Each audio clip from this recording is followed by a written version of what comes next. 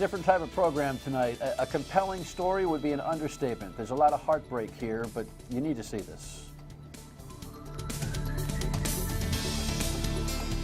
Welcome in to My State of Mind. I am Dan Yorke. Tonight we're going to forego the rundown. You know, there are many programs that we do, you know, when I'm on vacation or taking a day off or whatever, holiday, where we do our evergreen shows where we broaden out the conversation for fun and for interest. But tonight I'm broadening out the conversation because it requires some special time. We've had a tragedy in our community that has been now compounded by a controversy over what to do with the remains of a young man whose life was being led so well and was taken from him out of nowhere. My two guests this evening will explain not only a life well led, but the dilemma that's going on inside what is a pretty wide umbrella of family structure that has a court case now going on over whether to cremate or to bury the victim. It's heartbreaking. Here's the third version of the coverage of this on Eyewitness News. The actual incident occurred in early February. This came on the day of the funeral of our subject, this beautiful young man. Listen to this, and then you'll meet our guests. While George Holland's family and friends were saying their final goodbyes, the 17-year-old's accused killers were already in police custody. Somehow a rumor was going around the funeral home that they actually caught the guys, and then we found out, and then instead of you know, because we already paid our last goodbyes, instead of going to the cemetery, we just came right here. Holland was shot to death Tuesday night in a home on Colfax Street. Police tell Eyewitness News these men, Ashner Alexis, Elaine Badame, Sedina Nadoy, and Anthony Moore, along with the 17-year-old boy, are the killers. 3 of them conspired, drove to Woonsocket to a 4th person's house where there was also a juvenile there. The 5 of them conspired together. They obtained a gun there. They drove back to the city, and that's where they committed the murder. Police say Holland was not the intended target of the shooting. According to a police report, a different person had been threatened over Facebook. Because of somebody else, now he's not here. Gun violence is not the key to solve anything. It's not going to solve nothing. And now an innocent little boy is gone. That's the bulk of the story. It's the third version of it, and George's legal guardian, aunt, and cousin are here. Leah is the legal guardian. Welcome. Nice to have you. Under these circumstances, crazy. And Candace originally contacted me last night to let me know what was going on with this story, and asked for a little bit of feedback and consultation, and that resulted in us doing an hour on the radio earlier today. And by the way, I mentioned that you can follow me on Twitter at Dan Yorke Show. We put that information up across the screen and at night, I mean at the end of the show. So if you want a further broadening of the understanding of this whole thing, you can check our podcast that links through Twitter at Dan Yorke Show from the radio interview that we did this morning or earlier this afternoon. I've had a lot of conversations with these folks between morning and afternoon, but you know, the long play-by-play of what happened here is more readily available on the radio, because I don't want to burden you with that twice in a broadcast day, having to discuss what happened. Leah likes to defer to Candace in this conversation, but by the time we're done, it'll be a pretty shared deal. First of all, before I start, you know, my condolences. This is just, I'm just so sorry, and it's like you don't even know what to say, and especially when you hear about the facts of the case. In minute fashion, George was just hanging with a girlfriend. Yes. And the short version is? He was hanging with his girlfriend. He went to the kitchen with one of her brothers and knocked at the window, and shot was fired. And as the police report indicates, and as the police representative there indicates, everybody believes that he was not the intended target. Correct. Your nephew, it's funny, we'll probably even play something from an earlier report that you participated in. Your nephew was not a turnaround story.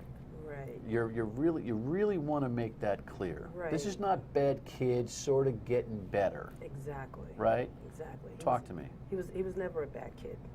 I mean, he was always trying. He always wanted to do better. Whatever he tried to do, he wanted to make sure he did it better every single time. So when he came to me, he had some issues. I took him off his medications. I didn't believe that he should be on Ritalin, for ADHD. Took him off his medications. We did a lot of talking, a lot of family support, a lot of love. And he just decided, this is, I want to try these things. And we did. And he's just a good kid. He's a really, really good kid. Football player, we've got, you saw the photo there, we've got another one of him, reportedly highly touted as a potential college football player, so his academic career was on the move and his football career was on the move, so he was poised to just bang, go, right? Just go. All right. Well, I'm going to pause here, and when we come back, I'm going to spend some time talking about the dilemma. And here's what the dilemma is. The family, this family, and their extended family want to bury the young man. But his biological mother, who is in the ACI on a conviction for having killed George's father, wants him cremated. And we have a temporary restraining order from a judge right now preventing that cremation from happening. It's only 10 days in length, and time is of the essence to resolve this matter. Stay with us. You won't be able to see.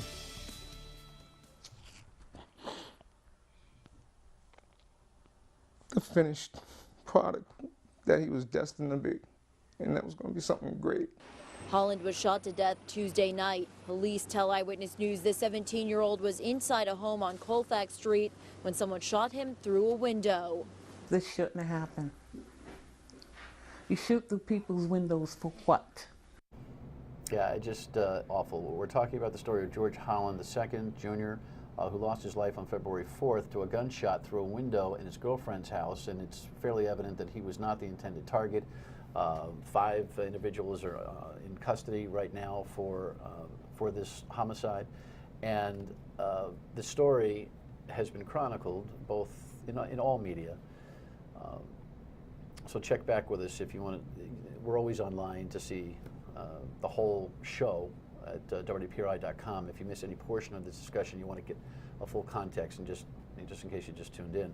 But Leah is the aunt and legal guardian of George, and Candace is his cousin, and Candace has been advocating and looking for some answers here in what has become a real awful tempest in a teapot. There is a dispute over the actual burial of George, if you can believe that, amongst the family. And we'll get to some of that in a second, but awfully riveting as it is, you went through the funeral procedures, the whole thing. You had the service on February 10th. Correct. And in the middle of the service, en route to thinking, okay, wake, service same day, cemetery, perhaps repast, getting together with the family, you found out what? We found out that we were unable to lay George to rest. From? The funeral home director. Which is in Lincoln Keith Funeral Home. Yes. Who you say has been very empathetic, very cooperative with you, correct? Yes. But they literally pull you aside in the middle of the service and say, can't do it. Correct. He said he was ordered not to bury George. By whom? He didn't say by whom. Yeah, and we're still trying to figure that out. The ACI representative that we spoke to on the radio side today was cooperative but not helpful, and I'll explain that in a second. But you actually went through all the motions that day. Correct. You went to the cemetery, Yes. right? Because you felt... We didn't want to disrupt anyone else's giving respects to George. We didn't want to interrupt that at all. So we wanted everyone else to go through the service and say their goodbyes. Not to be distracted by this, but I mean the emotional trauma that the family has been through on all of this, multiplied by on the day of the funeral being told literally as you're about ready to head out for the cemetery that you can't bury him, and having the capacity, the composure to say, all right, listen, we'll fix this. Let's just keep going. Because everyone else has got an investment in this young man's life as well, and they need to mourn. Absolutely. So tremendous credit for the way you handled that. And I know there was a little family turbulence when word got out, but nothing major. Okay. All right, so you go through that whole thing, and now you're thinking, what's going to happen here? The reason this has occurred is because George's natural mother, who is in jail Yes. for the murder of your brother, Yes. George's father, 5 years ago, Yes. got word out that she wants him cremated, correct? Yes.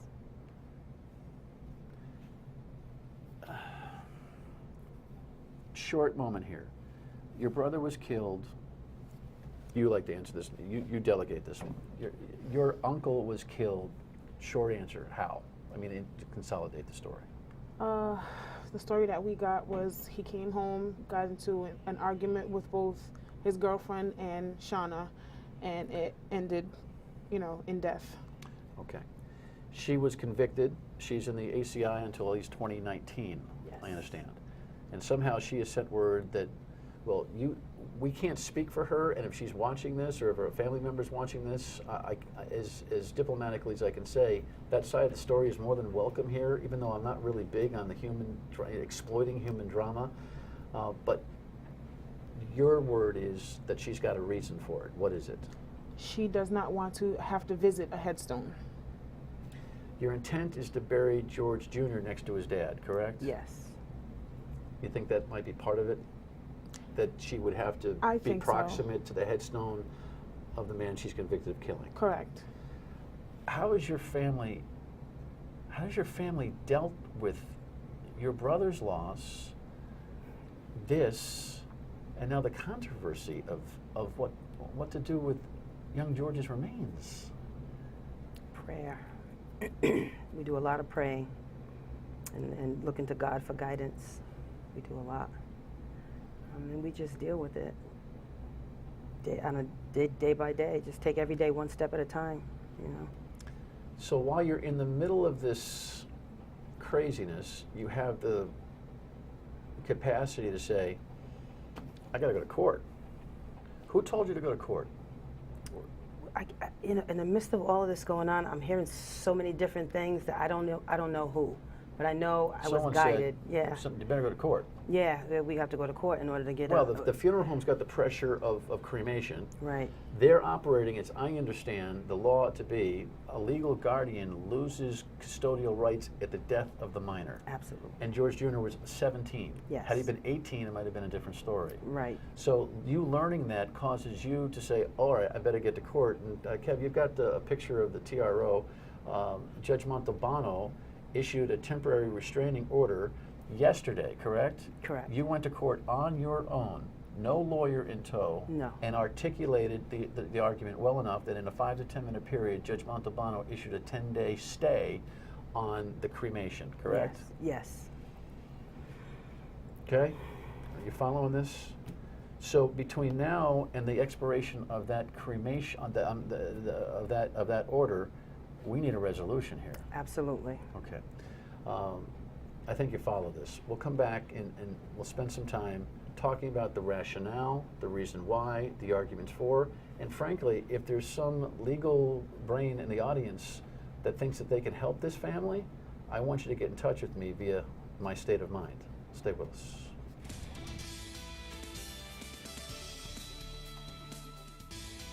He didn't give up. He actually got stronger. It inspired me, gave me courage. I don't want any cliches like he was trying to turn his life around, because there was nothing to turn around. It was always on the straight and forward. And it's just heartbreaking to have to wake up this morning and know that he's never coming back through my doors again. That's mom, that's aunt, legal guardian. It feels like mom, Absolutely. doesn't it? And Absolutely. I don't want to get in the middle of family rift, because natural moms are natural moms. But sometimes it becomes kind of in practicality. What the feeling. You bet, because you took on, again, if you just tuned in, we're talking about George Holland Jr., God rest his soul, whose remains are still being kept at a Lincoln Funeral Home, because we have a dispute over whether or not he should be buried or cremated amongst the family. And really, most of the family wants a burial, wants to see him laid next to his dad, who was killed 5 years ago, by George Jr.'s mother, girlfriend of Dad, who's now doing time for that at the ACI, and it is she who has suggested, that he be cremated, or has demanded that he be cremated. And so we've got this thing going on. So you're saying, so Dan, what are you doing? Some kind of a, a tabloid show here? No, I mean, these are real people who've asked for some attention to this because A, they need some legal advocacy, because Rhode Island state law right now, more or less, doesn't seem to lean in your direction. And then it would be great to have some kind of mediation to go on here to perhaps get you together with the natural mother who's in jail so you can work this stuff out. You don't have a good relationship with her? Not at this time, no. Well, she killed your brother. Absolutely. Okay? So let's remember that this is sensitive on so many different levels and so many different directions.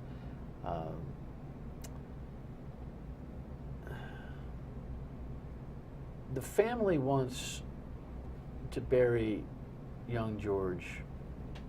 Why?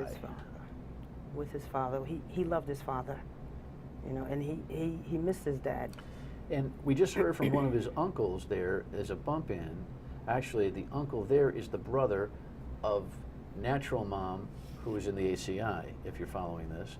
But he was talking about George's, comeback story from his dad's death. I understand he never spoke about it, right? Oh, I mean, he just didn't make it part of his routine. He didn't wear it on his sleeve. He just gutted through it, right? Yes. There were times he and I spoke about it. George Jr. and I were very close. He spoke to me about a lot of things, and there were times where he and I spoke about his mother. We spoke about the death of his father, so he confided in me with a lot. And what's the summary of his thoughts on all of that? He missed his dad terribly, but he still had that love for his mother. And one of our last conversations was that he told me that he was crying because he was going to graduate soon and his father wasn't going to be there. And he wasn't there for his 8th grade graduation, when he just right after the death of his father, he graduated from middle school. He wasn't there, so he was a little upset that he wouldn't be there for his high school graduation also. All right, so you've got, to summarize, you've got a story of a young man whose life was well-lived, gutsily, who was really the apple of your eye. Absolutely. Apple of your eye. Yes. And part of a big family that loved him. Very special, yes. A girlfriend who's completely busted up, right? Devastated. She's devastated right now. Was there when he passed. Yes. Inside her home with her parents there. Right. Typical family situation. She was braiding his hair.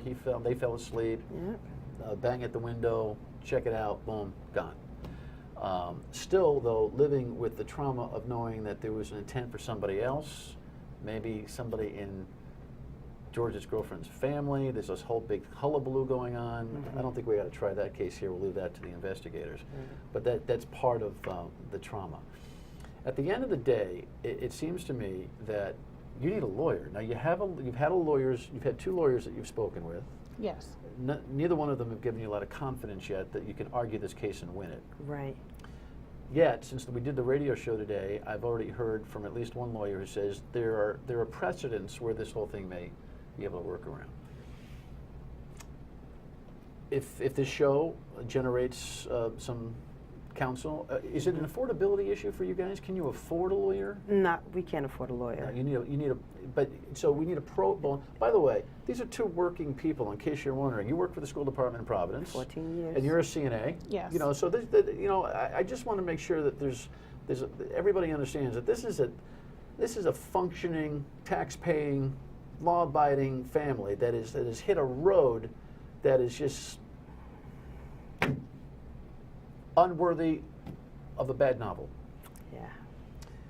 But you could use some help legally. Absolutely. So if we have a lawyer in the house who says, you know what, I've seen a case like this, I got to get in touch, I will show you how to do that at your state of mind by email, calling me, calling us here at the show, and we'll make sure that either Leah or Candace are able to get back to you, because time is of the essence right now. Right. You've got 10 days.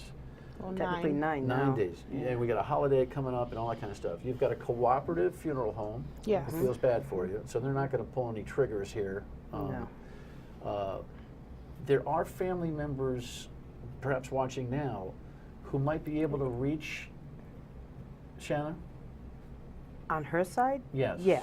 Which is yeah. the mom. Mm-hmm. So it seems to me that a mediation discussion Somebody said to me today, you know what, there's going to be a lot of public pressure on this woman. Even though she's in jail, there's going to be a lot of public pressure on this woman to let this young man rest in peace the way his family wants to have happen. Is that part of your motive in doing the show? I just want him to rest.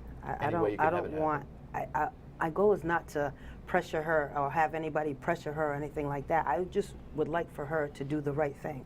For once in her life, just do the right thing by my brother and by her son, which was his son also. That's all I want her to do. And as of today, she has not done the right thing. We'll leave it there. We'll have you back as it warrants. My prayers are with you, and I think the audience is probably just as devastated as they could be about this whole thing. And we'll think happy thoughts about how this whole thing ends, if that's even possible. How to get in touch with us, and a final thought on this on Your State of Mind next.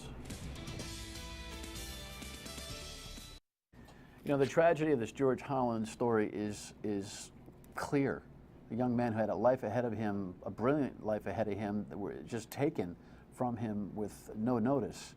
But what's worse right now is that he can't rest in peace. And if you are a lawyer or an advocate or a mediator or a conciliator or somebody who can, you know, help along with this family discussion of burial versus cremation and all of the craziness that are involved with it, Your State of Mind, 228-1886. Leave us a voicemail. Generally, we air the voicemails, but don't worry about it. We'll use discretion. stateofmind@myritv.com is the email, and you can tweet at me and Facebook post at Dan Yorke Show. We will follow up on this. There's still some unanswered questions about process.